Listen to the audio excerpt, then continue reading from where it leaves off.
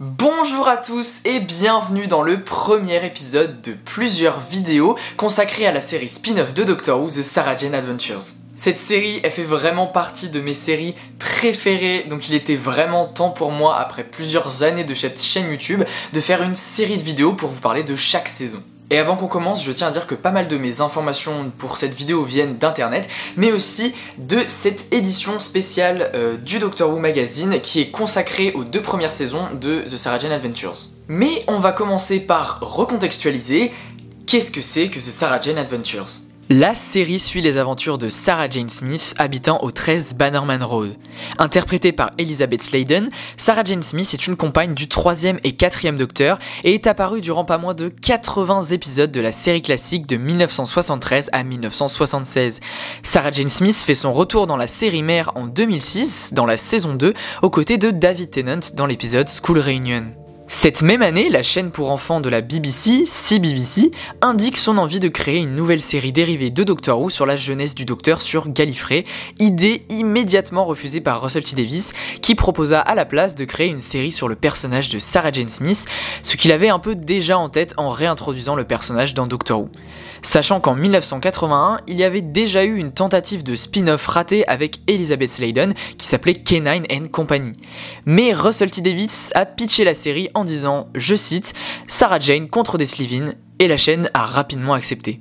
Et quand Russell T Davies a contacté l'actrice Elizabeth Sladen, elle pensait qu'on allait lui proposer un rôle dans le spin-off de Doctor Who, Torchwood. Et elle était très surprise qu'on lui propose carrément une série, parce qu'elle pensait que School Reunion en saison 2 de Doctor Who, ça a été vraiment la conclusion de son personnage. La production de Sarah Jane Investigates, le premier titre de la série, commença en avril 2006 pour une diffusion du premier épisode le 1er janvier 2007 et une diffusion de la première saison à l'automne 2007. C'est-à-dire après la diffusion de la saison 3 de Doctor Who, mais avant la diffusion de la saison 2 de Torchwood.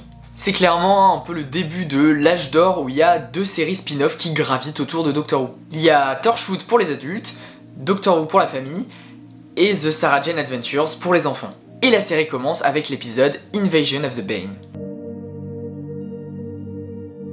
Dans cet épisode, les bases de la série sont introduites. Sarah Jane Smith enquête sur une usine de soda, le Bubble Shock, qui se trouve être aux mains d'aliens, les Bane voulant asservir les humains grâce à leur boisson. On fait la connaissance de Maria Jackson, jouée par Yasmin Page, 13 ans, qui emménage en face de Sarah Jane avec son père Alan suite au divorce de ses parents. Et au vu du caractère de la mère, on ne peut que être d'accord avec lui. On rencontre aussi Kelsey Hooper, une fille du quartier plus qu'insupportable, qui va pousser Maria à se rendre à l'usine de Bubble Shock. C'est là que tout ce beau monde converge et qu'on découvre l'archétype, un humain parfait créé par les Bane à partir d'ADN humain, afin de comprendre pourquoi certains humains sont réfractaires au Bubble Shock. Sarah Jane décide d'adopter cet enfant alien et de l'appeler Luke, il est joué par Tommy Knight. Ah oui, et Sarah Jane, elle a aussi un super ordinateur alien dans son grenier, nommé Monsieur Smith, qui l'aide dans ses investigations. Mr. Smith, I need you.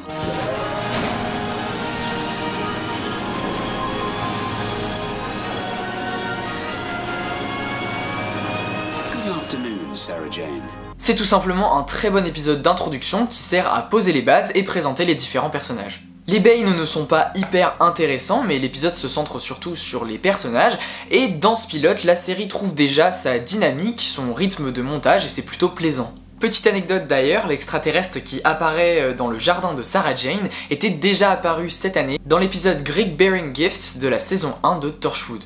Après ce pilote que Russell T Davies coécrit avec Gareth Roberts, il laisse les rênes à d'autres scénaristes tout en restant consultant. Mais il laisse quand même quelques consignes de base derrière lui, par exemple les personnages ne doivent jamais être complètement terrifiés, des références doivent être faites au docteur dans chaque épisode, on peut aussi référencer Unit, mais par contre interdiction de faire référence à Torchwood, on est dans une série pour enfants. Et on enchaîne directement avec le premier épisode de cette saison, et en fait il faut savoir qu'un épisode de The Sarah Jane Adventures est découpé en deux parties de 30 minutes. On retrouve ici toute l'équipe de Invasion of the Bane, à l'exception de Kelsey, heureusement évincée par les producteurs pour une raison d'équité de genre dans l'équipe, et remplacée par Clyde Langer, joué par Daniel Anthony, qui est globalement le même personnage, blagueur et mauvais élève, mais en plus empathique que Kelsey. Et je le dis directement, Clyde c'est probablement mon personnage préféré de la série. Alors que Maria et Luke font leur rentrée des classes, il se passe des choses étranges dans l'école. Et c'est en fait un coup des Slitheen qui ont un plan démoniaque pour détruire la Terre. Les Slitheen vont devenir des antagonistes cultes de cette série. Ils honorent déjà le pitch de base et sont très populaires auprès des enfants et ça permet de faire directement le lien avec Doctor Who. En plus, les costumes sont vraiment réussis et ils sont parfois vraiment menaçants. Et dans cet épisode, on établit une nouvelle fois les dynamiques entre les personnages parce que y a des nouveaux personnages. J'aime beaucoup le personnage de Luke qui en fait par son innocence et sa découverte du monde et des codes sociaux est un personnage très touchant et sa relation avec Sarah Jane c'est un des cœurs émotionnels de toute la série. J'ai vraiment beaucoup plus de mal avec Maria qui est un peu la gamine un peu trop parfaite. Elle est pas détestable, hein, mais j'ai vraiment du mal à m'attacher à son personnage. Ah oui, et il faut s'habituer avec The Sarah Jane Adventures, la Terre est en danger dans pratiquement tous les épisodes et ça se résout toujours in extremis, mais bon, ça fait partie des codes de la série et c'est un peu plus facile à accepter pour une série qui est destinée plutôt à un jeune public.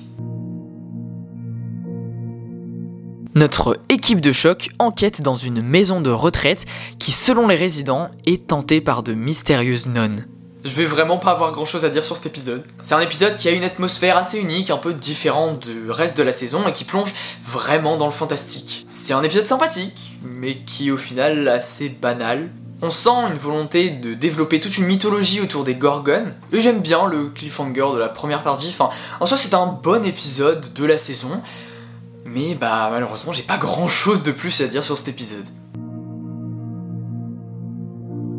De mystérieux enlèvements ont lieu un peu partout en Angleterre, tous impliquant des centres de laser game. Luke et Clyde, jouant dans l'un d'entre eux, sont enlevés par Kudlak, un extraterrestre. Et là on arrive sur l'épisode le plus ennuyeux de cette saison. C'est un épisode qui a un super concept, qui est hyper intriguant, mais qui en fait pas forcément grand chose. Et comme je le disais, c'est un épisode qui est globalement assez ennuyeux et pas forcément palpitant. L'alien ne représente pas une énorme menace, même si le design de son masque est plutôt réussi, par contre on repassera pour le reste du costume. Et j'aime bien la deuxième partie parce que ça implique que les enfants se retrouvent dans l'espace, donc c'est plutôt rigolo, mais voilà, ça reste vraiment le ventre mou de la saison. Sarah Jane confie une mystérieuse boîte à Maria. Le lendemain, cette dernière se réveille dans un monde où Sarah Jane Smith n'a jamais existé, alors qu'une météorite était sur le point de s'écraser sur Terre et que Sarah Jane était la seule à pouvoir l'arrêter. Mais voilà, on n'avait pas longtemps à s'inquiéter puisqu'on arrive sur le meilleur épisode de la saison et un des meilleurs épisodes de la série. Déjà, l'atmosphère est beaucoup plus sombre et grave, et on sent vraiment un vrai poids des enjeux dans cet épisode. Et même visuellement, l'épisode est beaucoup moins pop que le reste de la saison. Gareth Roberts avait dès le début l'ambition d'écrire un épisode plus émouvant, avec en plus la contrainte de l'absence d'Elizabeth Sladen parce qu'elle devait partir en vacances. Et Russell T Davies a exigé pour cet épisode la présence du Grask, un alien qu'il avait créé pour l'épisode spécial Attack of the Grask en 2005. Mais surtout, c'est l'apparition de ce qui est probablement mon antagoniste préféré de tout l'univers de Doctor Who, le Trickster. Le Trickster, c'est un être surdimensionnel qui fait partie du panthéon de la Discorde et fut banni de l'univers connu. Son but est de changer la réalité et ainsi se nourrir du chaos créé, ici la météorite qui va s'écraser sur Terre. Le Trickster propose à une amie de Sarah Jane, Andrea, morte dans un accident lors de sa jeunesse, de vivre et de laisser Sarah Jane mourir à sa place, ce qu'elle accepte. C'est donc un épisode qui va être très complexe au niveau moral, puisque Andrea fait face à sa propre mort et au dilemme de rester en vie à la place de Sarah Jane. Le final de l'épisode est déchirant et la complexité du personnage d'Andrea est vraiment à souligner. J'adore vraiment le Trickster qui est absolument terrifiant à chaque apparition et même son design, pour une série pour enfants, ça fait super peur. C'est pour moi l'épisode qui prouve par sa complexité morale que la série ne prend pas sa cible, les enfants, pour des débiles et a vraiment à cœur de développer des histoires plus complexes et plus difficiles autour de la mort et de la nature humaine. C'est tout simplement brillant et c'est un des meilleurs épisodes de la série. Si vous voulez même pas regarder la saison, vous pouvez au moins regarder cet épisode. Alors que Alan, le père de Maria, apprend qui est réellement Sarah Jane, un couple qui dit avoir perdu un enfant depuis 5 mois apparaît à la télé. Tiens, c'est Luke. La mère de Maria balance tout à la police et Luke est de retour avec ses vrais parents, enfin presque. C'est le grand final de la saison et tout doit péter. Russell T Davies veut le retour des Slitheen et des révélations autour de l'ordinateur Monsieur Smith, et il aurait voulu écrire l'épisode, mais son planning avec Doctor Who le permet pas, et c'est Phil Ford qui a écrit Eye of the Gorgon qui revient pour écrire le final. On fait donc tout péter, mais on s'en concentre aussi sur de l'intime. On explore le personnage de Luke et sa relation avec Sarah Jane, mais bien sûr on boucle aussi la boucle, puisque les Slezins du début de saison sont de retour dans ce final. Et comme dans le premier épisode de la saison, il marche plutôt bien. Et enfin, Monsieur Smith, l'ordinateur alien de Sarah Jane, sert enfin vraiment à quelque chose dans l'histoire, et c'est cool qu'il soit un des éléments centraux de la fin de cette première saison. C'est donc un épisode vraiment sympathique qui fait office de fin de saison plutôt satisfaisante. Mais avant de conclure, petit détour par Doctor Who. Et oui, avant de revenir pour une deuxième saison, comme vous le savez, on retrouve les personnages de The Sarah Jane Adventures dans le final de la saison 4 de Doctor Who, diffusée en juin 2008, dans la grosse réunion à la Marvel, puisque le cast de Torchwood est aussi là. Maria et Clyde sont clairement jetés au placard, et c'est seulement Sarah Jane, Luke et Monsieur Smith qui apparaissent dans cet épisode, mais quand même quel plaisir de les voir dans la série Doctor Who. Même si bon, la première fois que tu découvres la fin de saison 4 sans avoir vu The Sarah Jane Adventures, bah tu comprends pas totalement qui sont ces personnages. Alors, elle vaut quoi cette première saison de The Sarah Jane Adventures? Eh bien, c'est probablement la saison de la série que j'aime le moins, mais ça reste tout de même une très bonne introduction. Il pose vraiment les bases et les codes de la série, même si, pour moi, c'est vraiment la saison qui est la plus enfantine. Et une des raisons pour laquelle cette saison me plaît beaucoup moins, c'est la famille Jackson. Même si Alan, globalement, il est supportable, Maria et sa mère, bah elles sont chiantes quoi.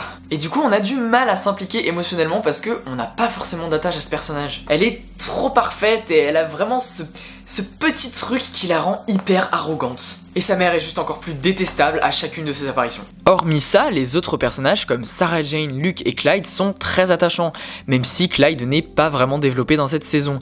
Sarah Jane, au-delà de l'audacieuse journaliste, devient la femme solitaire et mélancolique, plus dépassée par les drames intimes que par les invasions aliens.